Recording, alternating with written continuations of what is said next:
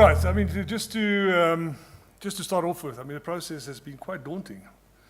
Because of the way that Will has explained it, and as Michal said, it's just taking a step back and looking at our national system of innovation in totality and seeing how eco-innovation actually manifests in there.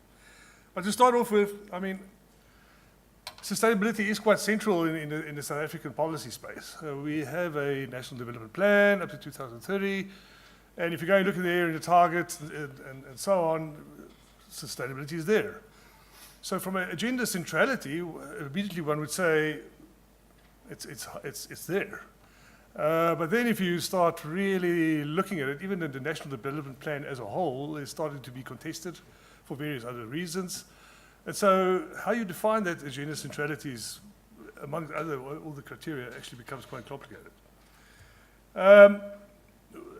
Having said that, so yes, sustainability, at least at the national government level, manifests in a sustainable development framework that we have, a strategy.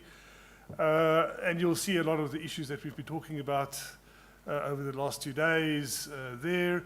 What I appreciate about our high-level policy is that we have this sort of embedded take on it, and we understand the complexity, and all of these words are there in our national framework. But as I said, as we go down into how things work, we start to lose. So that alignment and so on, the criteria becomes quite complicated. Yes, I mean, all kinds of studies have been done by our Department of Environmental Affairs and others in terms of what our priorities are.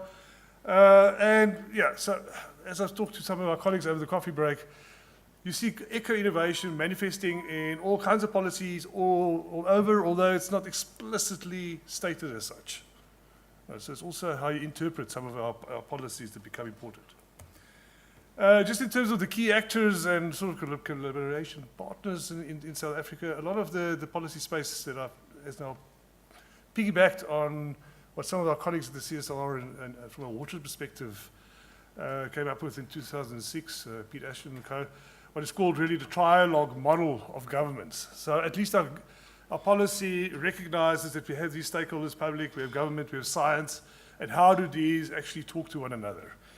And there's some explicit ways and institutions that attempt to do that. So government, you might have different governmental departments. We have a National Research Foundation.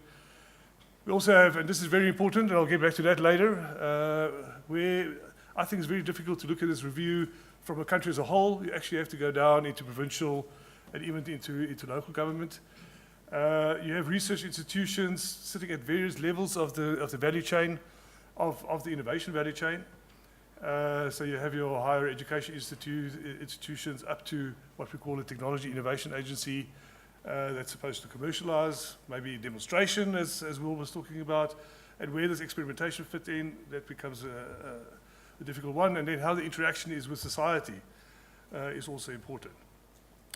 Our Academy of Science of South Africa has highlighted a whole lot of determinants for transformative eco-innovation, things like regulatory environments, economic, research, education, cooperation, and information in instruments. And I can go into any of those in much more detail, don't have much time.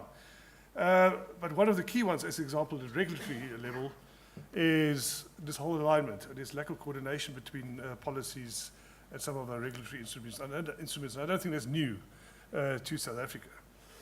And some of those instruments lead to all kinds of nice programs.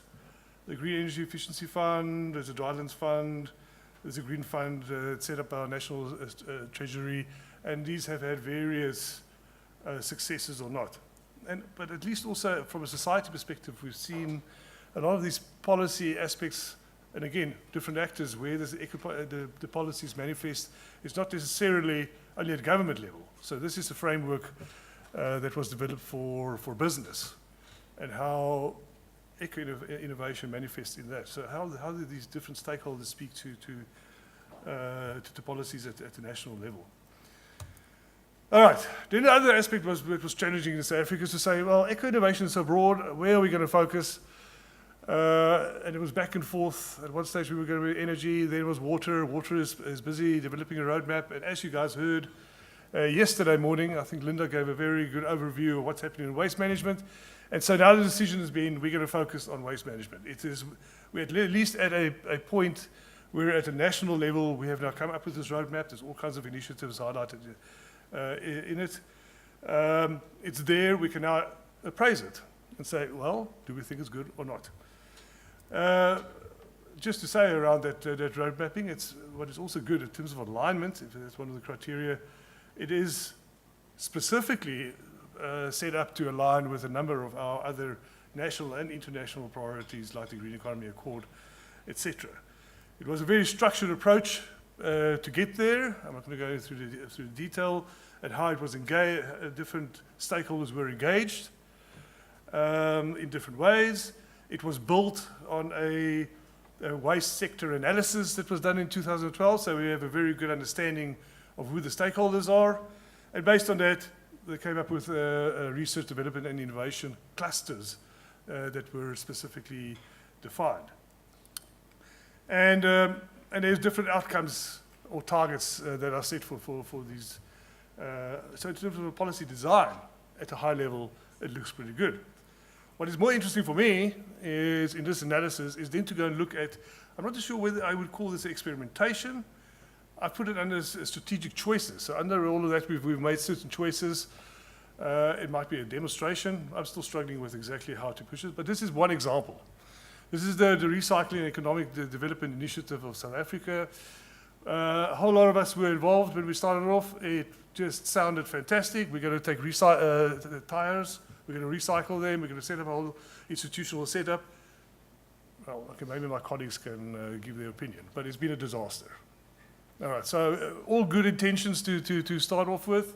It's a classic failure. And I think that's what I would see out of this kind of exercise is actually to highlight, even from a national level, some of these failures, because that's where you learn in terms of how to do something or how not to do it the next time around.